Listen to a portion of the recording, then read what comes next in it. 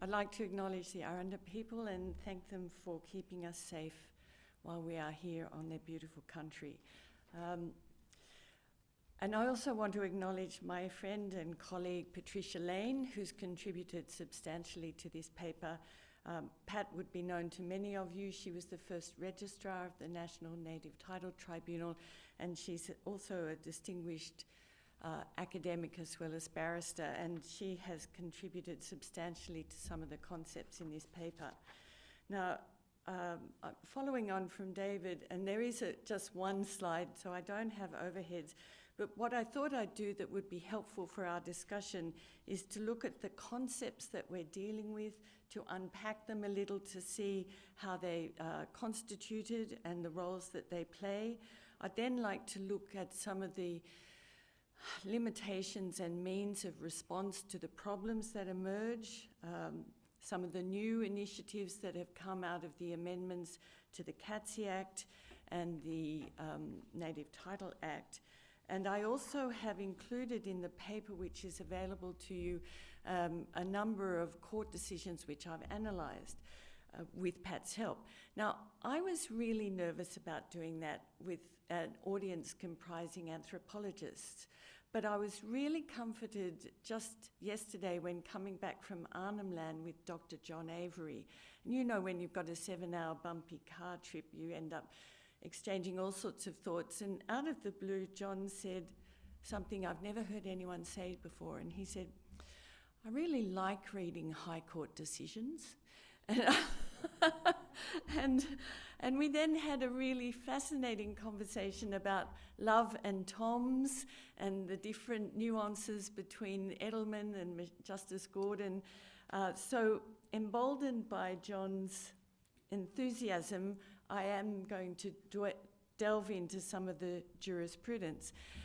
I'd like to take up the point, though, initially that David was making, and to identify that within all of this discussion, all these techniques, all these concepts and definitions we're imposing, the continual loss of flexibility for the people in terms of decision-making, self-identification, it offers a kind of eradication of localism, which I think is at the heart of some of these more intractable problems that are appearing.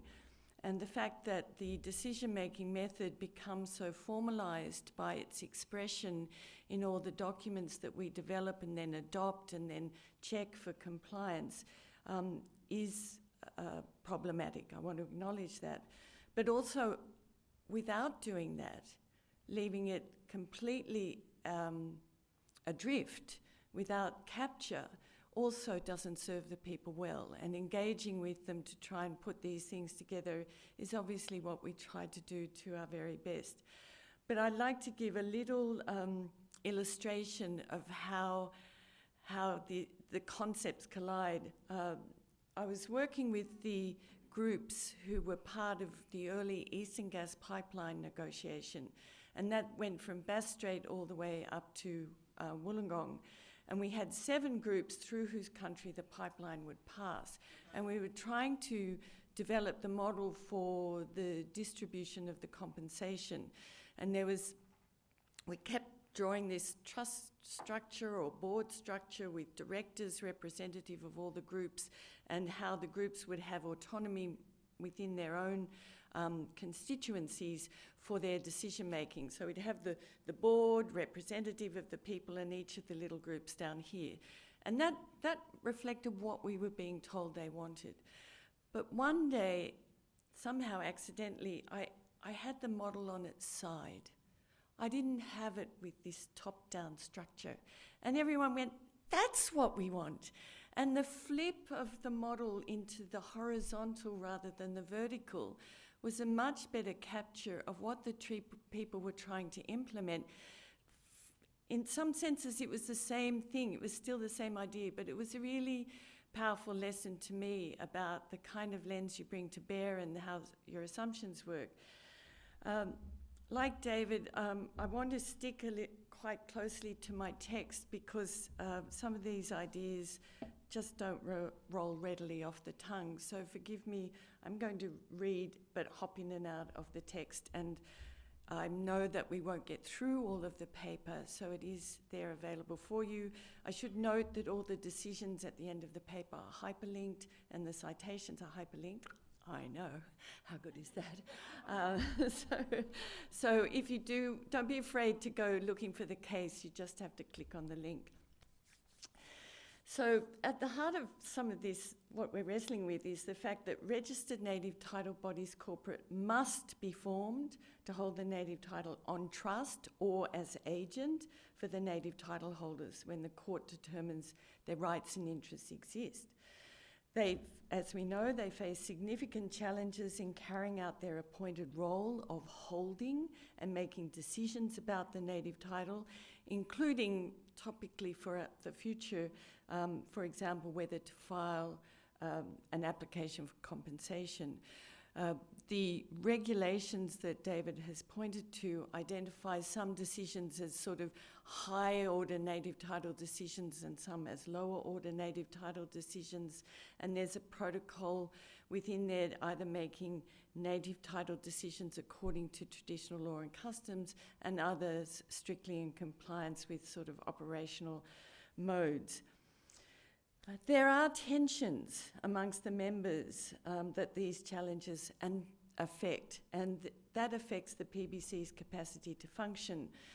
The challenges stem in part from the intersection between the legal structures formed in accordance with the processes of the Native Title Act and the CATSI Act, and the native title holders' traditional laws, customs, and values. These are hard problems, and they often arise from decisions about allocation of resources and benefits from native title and native title agreements, and the related issues of kinship and identity. The challenges are hard to solve internally, as the structures for governance established by the PBC rules often may not directly address or provide readily applicable solutions for the kinds of conflict that arise. External dispute resolution mechanisms are difficult to access, are under-resourced, and may be seen as unreliable.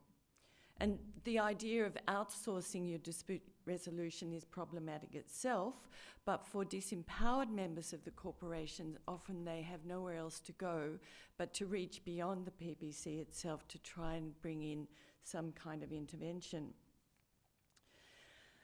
Even though the collective evidence and experiences that supported the determination of native title may have united the group, the rules adopted by the PBC for how its decisions should be made about country do not necessarily provide guidance for resolving internal disputes about administration and governance.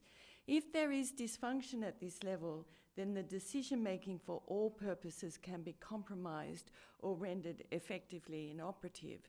And I there's an example from my own experience in native title determinations when you do a once and for all outcome, when you do compensation packages, where there's possible transfer of freehold. If the PBC gets embroiled at once in its internal disputes, then it may not trigger the things it needs to trigger in order to then accept some of the titles that form part of their compensation.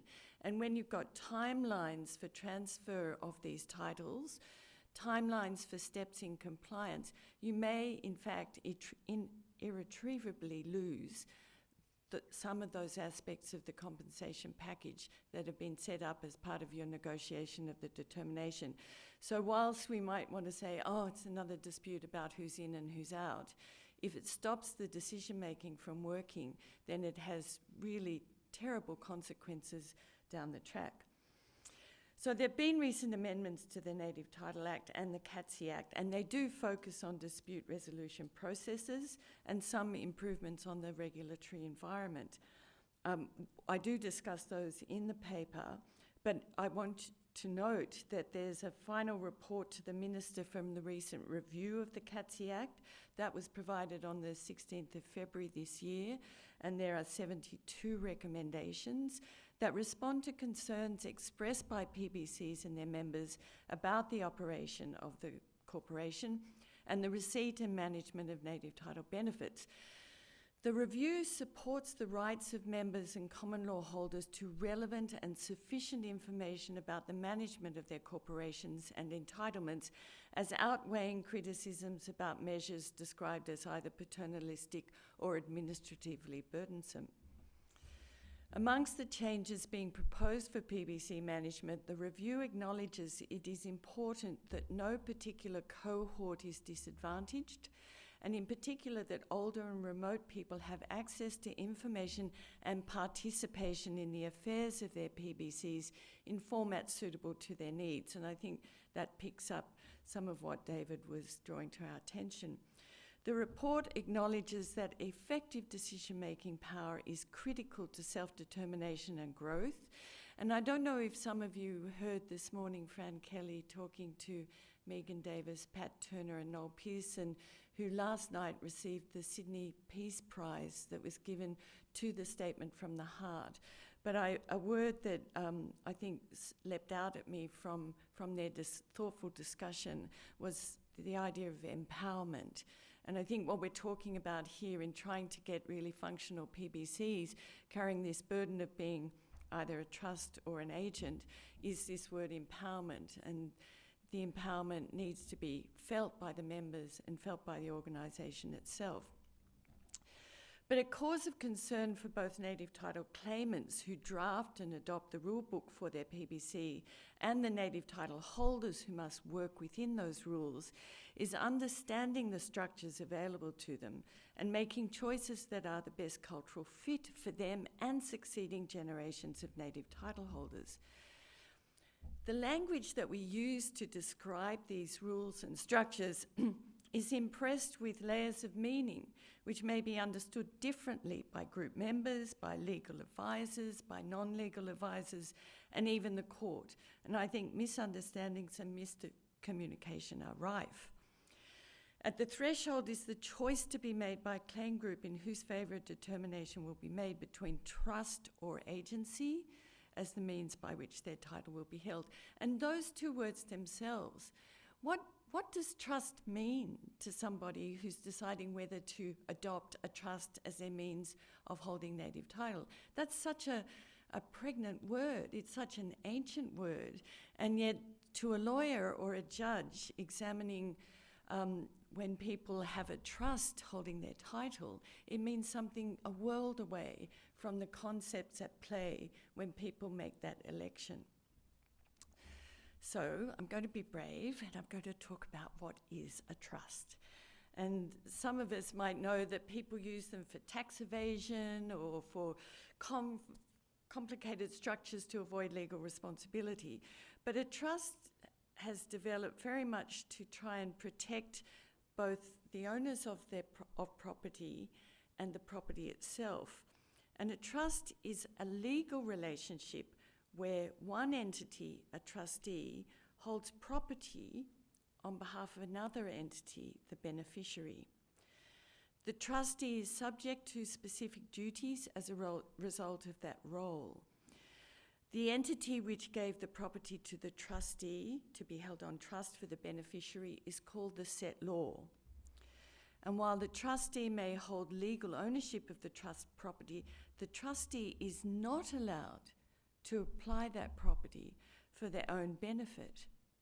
Now, when we'll get into translation of these concepts into the native title realm, but you can quickly see that trustees, the people who sit in the structure that holds the property, are themselves also within the class of beneficiary, and the class of beneficiaries may be far broader than the class of the membership of the PBC. So even though I'm setting out some of these fundamental concepts of a trust that will be applied when we're trying to look at how to unpack problems, there are going to be some acts of translation that need to occur because the trusts in the native title concept are really quite different to the trusts that the court is familiar with. The trustee must apply the property for the benefit of the beneficiaries. And often the trustee can be a corporation as here, but the trust itself is not a legal person.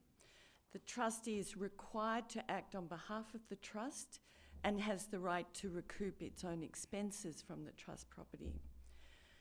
Now, a trust is usually expressly created by executing a trust deed, and that specifies how the trust should be administered, including the way in which beneficiaries can benefit from the trust property. And the rules about trustee action can include how the trustee is allowed to make distributions of cash assets and how the beneficiaries can otherwise access the tangible trust assets. But they're both obliged to comply with the terms of the trustee.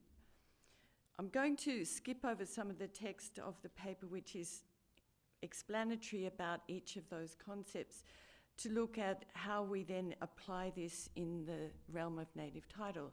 But I want you to register that the most significant fiduciary duties are the duty to act in the best interests of the beneficiaries, the duty to avoid conflict of interest, and the duty to act in good faith. And again, I was struck by David's observations, because even though we might bring to those important duties certain concepts, the idea of conflict of interest within the operation of a trust and your obligation between trustee, beneficiaries and members of the corporation itself is a difficult one when people are so interconnected to each other.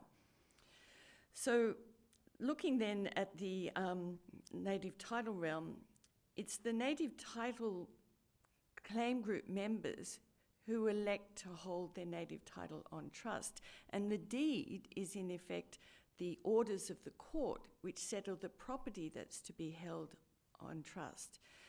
It's at the nomination of the PBC by its members that the court appoints the PBC as the trustee. So in a sense, the native titles themselves are in the position of the set law. The powers and duties of the trustee are not contained in a trust deed as such, but in the statutory rule scheme controlling the incorporation and function of the PBC. But also there's the PBC rule book. The court's orders determines the definition of the native title holders, and that's the class of beneficiaries. But we all know that the PBC may go on to develop several entities to fulfill different purposes. For example, having a charitable trust and commercial subsidiaries, which may or may not be a form of trust. Now, once a trust is created, it can't be revoked unless that power was reserved to the person creating it. But in the context of a PBC holding native title, the asset at the heart of the trust is inalienable, and contrary to sort of ordinary trusts, which usually have to distribute the assets within a period of 80 years, a native title trust is perpetual, and it continues even if the PBC is wound up. And there are provisions in the CATSI Act for the registrar to act as a trustee and then apply to the court to appoint another trustee in the event that the PBC is wound up. Normally, trusts are regulated under the jurisdiction of the Supreme Courts, but following the recent amendments to the CATSI Act, the Federal Court is given exclusive jurisdiction to deal with matters concerning PBCs, and that was on the basis that the Federal Court has its own experience of native title and some dispute resolution functions that aren't ordinarily available in the Supreme Court. One issue that arises in trust administration is the distinction between capital and income of the trust. And a trust deed will usually contain provisions which permit the trustee to apply the capital or income for the benefit of the beneficiaries. But something that PBC directors will have to be aware of is the allocation of resources and the provision for payment of tax. And we know that this can become problematic and complex. I want to look a little bit then at what is an agency and how does that differ from a trust. In many respects, they're quite similar in terms of their obligations to those whom they represent. They've got formal duties and responsibility. But an agency arises when an agent acts on behalf of another, and that's the principal. An agent owes these similar duties as a trustee, but the key difference is that where the PBC is appointed as an agent, the native title holders retain both legal and beneficial ownership of their native title. An agent is subject to direction by the principal, whereas a trustee is not subject to direction by the beneficiaries who may not interfere with the exercise of the trustee's duties. A lot of the better examples of agencies when you've got a much smaller group, so that their relations with each other, their capacity to communicate and get together is smaller and intimate and known, and mostly those kinds of groups elect to hold their native title on an agency basis, whereas the bigger groups and the groups suffering more diaspora, they tend to choose the trust structure. An important distinction, though, is acts of an agent can affect the legal obligations of the principal. A trustee acts independently of the legal position of the set law. So should an agent, a PBC that's appointed as an agent, become insolvent, the principal line up with other creditors, whereas in a trust, the beneficiaries have the right to claim the trust property in priority over creditors. Now, the power to do things is a really important concept for us to grasp. And this is going to lead me into some of the jurisprudence that looks at departures by structures that have been set up from the proper source of power to do the things that they've done, which has led to efforts to retrieve the property that basically belongs to the beneficiaries. Because a fundamental duty of the trustee is to preserve the trust property for the benefit of the beneficiaries. So a trustee can't act so as to put the assets of the trust beyond the control of the beneficiaries, because ultimately they're accountable to the beneficiaries. And the case that I want to draw to your attention happened in 2006 in the context of the Aboriginal Land Rights Act in New South Wales, but I think it's very illustrative of the problems that are already coming at us from misconduct or maladministration of PBCs that have been trustees. So in the Darkinjung case, the minister appointed an administrator to that land council, and they took proceedings to have the transfers of the trustees set aside and recover the funds paid to various companies that had been set up. And it was on the basis that the transaction was void as outside the power of the land council. So the companies that had been set up, it arose out of the sale of land to developers for $42 million in 2002, and the land council had set up a cattle company, a funeral company, a housing company, and a projects company. But no person was a beneficiary under those trusts. They could only be sustained as charitable trusts. The companies argued that the trusts were valid charitable trusts because they were constituted for the purposes of relieving poverty and public benefit to the members of the Land Council. But the judge, Justice Barrett, decided that the acts of the Land Council were beyond power and so void. The trust might have had some charitable objects, but the whole of the objects of the trust were not charitable. The actions of the Land Council were invalid because it was bound by the constraint on power. And I take you there to what His Honour held with respect to the objects, functions, powers and duties of the corporation.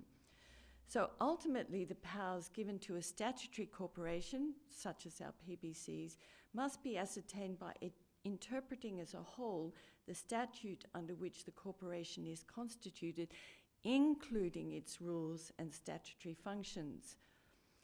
The judge found that the payments being made by the Land Council under these structures it had developed were not justified by any of the provisions of the Aboriginal Land Rights Act on which the recipient companies relied. So the judge concluded that some of the transfers of funds to the various companies were not done in accordance with the trust deed, and because the trustee did not impose on the recipients any of the conditions concerning use of the trust monies which the trust deed required, and so were not for charitable purposes. So this is a very important illustration of the situation that may well and is already starting to be applied to PBCs. So the three methods that are available to respond to problems when turning to the rule book has proven to be inadequate. And I want to pause there for a moment, because this is where some of the cultural relationships, the standing of people within a community, the importance of family ties, the localism that David spoke of, play a huge role, because your capacity to make the PBC work, to address internal problems, may really be thwarted if your standing as a concerned member is met by the really superior standing of a very dominant cultural figure or families. So when it's not going to work, when you've given up and you know that you're never going to get anywhere with your PBC rule book, what are the three options? First is litigation in the federal court. And we've seen in one of the most striking examples of that kind of litigation, which was the Dunghutti Aboriginal Land Council case, where the litigation itself, which turned into being about the process of trying to give the Land Council a show cause notice, or the Elders Corporation, sorry. They consumed all the resources available in the litigation that happened in the federal court. It was deeply disappointing, and I do provide you with an analysis of that case. But there's litigation in the court. A big question mark over that is, where do you get the resources to take the litigation to the court? Because if you, as a member of a PBC that's gone rogue, have no access then to the resources that are locked up in the PBC, what do you do to even commence proceedings? The second is application to the Registrar of the Aboriginal and Torres Strait Islander Corporations. So I'll refer to the Registrar as ORIC, because that's how we all do that. And there's the new option under Section 60 AAA of the Native Title Act, following the recent amendments, of complaint to the Native Title Registrar, and I acknowledge that Chris is here with us, and she may have something to say about that later, or she may pick me up if I don't properly reflect what these new functions involve.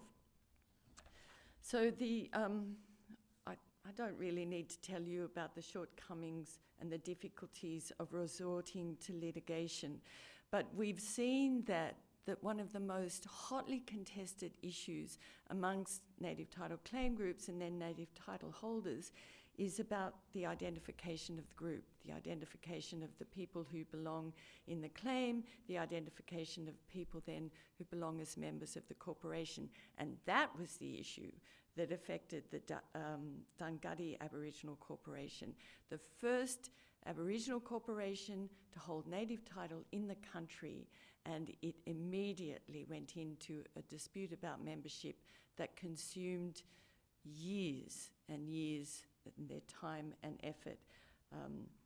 So this idea about dispute about membership as maybe not being of the highest order, it's the fundamental one that is playing its way out in the courts. And I do provide for you some references to decisions that deal with that, but we have that dispute about membership quite early on. It plays out sometimes with people who are otherwise members trying to join the native title proceedings as a respondent.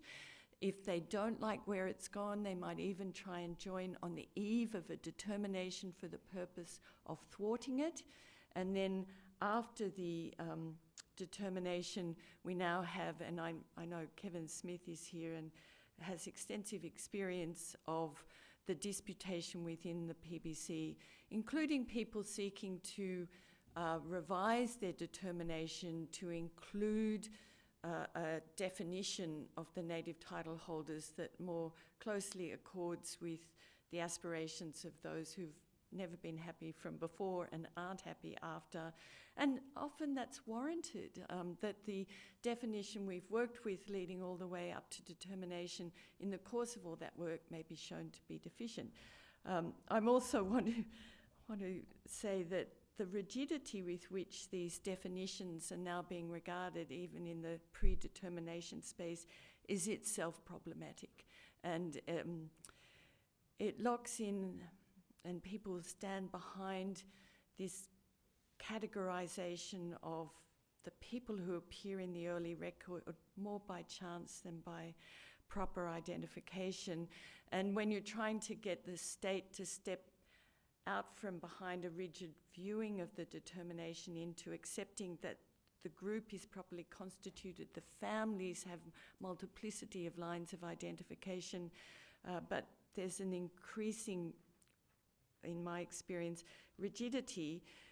And I'll just give you an illustration in dealing with one group that's been part of a number of prior determinations but now is a standalone. It now suffers under a variety of means by which it's been described in the past, and we're trying to solve a claim filed in 1997 with a new view and a new lens about how they should properly be described, and there's no consistency. I mean, did I use that word? In the way in which they're described, and it's now rebounding to their disadvantage. So these kinds of disputes are critical to find a way through in order to enable the PBC to get along and make the more the decisions that come with growing and developing and using their asset base and deploying the opportunities that otherwise arise. So the case that I draw to your attention in this, that's illustrative of this situation regarding a trust, is called Gabadi and Wusup. It arose up in far northwest Cape York, Ankamuti people, and the question fair and square before the court was whether Mr. Wusup and Ms. Tamoy, who had effectively privately, but ostensibly on behalf of the group, reached an agreement with Gulf Alumina. They didn't obtain the authority of the Native Title Claim Group, and they then and this is the language used, and I know it's susceptible to criticism, but I'll stick with the language that was used.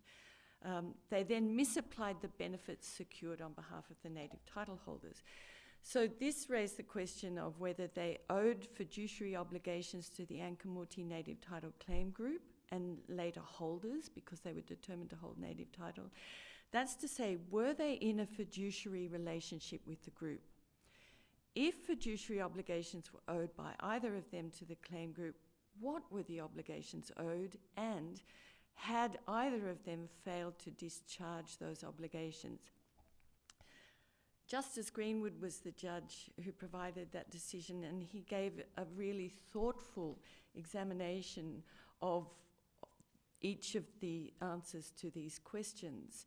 And what he held was, yes, that they had owed fiduciary duties and that they had breached them. And he said it's not because a person is a fiduciary or a confidant that a rule applies to them. It is because a particular rule applies to them that they are a fiduciary or confidant for the purposes of that rule. So the matrix of fact and contextual circumstances will determine whether a relevant rule applies, and if the rule applies, the person will be a fiduciary for the purpose of the rule. Once a person is a fiduciary for the purposes of a rule, the equitable remedies apply, and they are primarily restitutionary or restorative rather than compensatory. So what you're trying to do is try and get at the property, the asset that has been misapplied or taken away from the beneficiaries and restore it to them. The nature of the obligation will determine the nature of the breach. And tellingly, Justice Greenwood reached into what Justice Brennan held in Wick, where he said, the doing of the action or the performance of the function must be capable of affecting the interests of the beneficiary, and the fiduciary must have so acted that it is reasonable for the beneficiary to believe and expect that the fiduciary will act in the interest of the beneficiary to the exclusion of the interest of any other person or the separate interest of the beneficiary.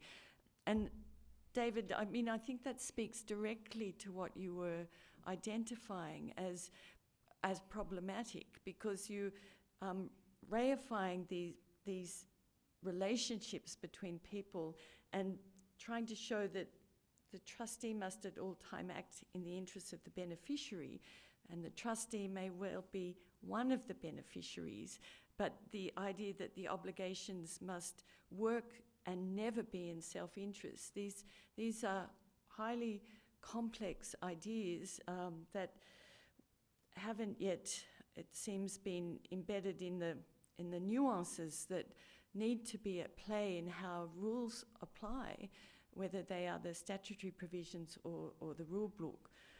So I do go into... Okay, Margaret, thank you. I do go into Gabadi and Wusub to try and help you see how this thoughtful judgment, which wasn't appealed and which stands now at the sort of heart of the more developing jurisprudence on the relationship between directors of PBCs and their members. But remembering always that the beneficiaries are beyond just the membership of the corporation, because there are all sorts of people who won't be members. A native title holder can be under 18, so not a member of the corporation. A native title holder may be someone who hasn't yet been applied to be accepted as a member, and a native title holder can be someone who says, I am not joining that flaming organisation, what does it have to do with me? All of them are beneficiaries, and their interests must be protected by the conduct of the trustee. The second means of source of a remedy is the regulator, and ORIC is equipped with powers to monitor and regulate corporate entities. They have the power to do all things necessary or convenient to be done, and some of the things that are open to members of PBCs or native title holders who aren't members is to make a complaint to the registrar. They can ask the registrar to intervene, and the registrar has various different modes of intervention, including the capacity to carry out an inquiry. Now, we've seen, and it's been in the news lately, that there are some major Aboriginal corporations that are the subject of interventions by the registrar, where millions and millions of dollars are at stake or have been lost or diverted. But one of the matters of concern to me, and I'm so grateful to Chris Fewings for a sympathetic ear, is when there's less than that at stake. For the modestly endowed PBCs, for the ones that have very little capital, that means even more. That's all you've got.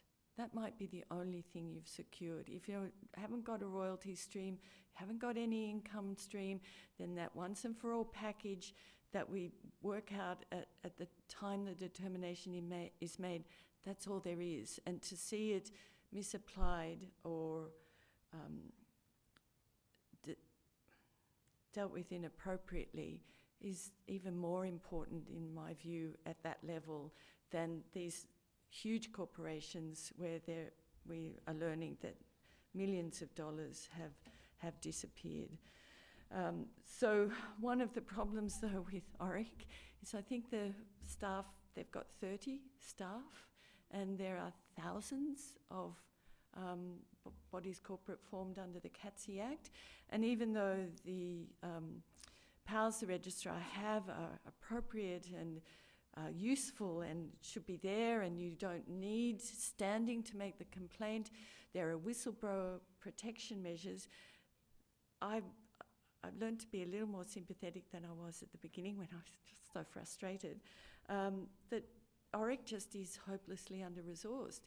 And I'm not saying that the answer lies in a heavier regulatory presence, but I do acknowledge that for a member of a PBC or a native title holder who has nowhere else to go, this is free.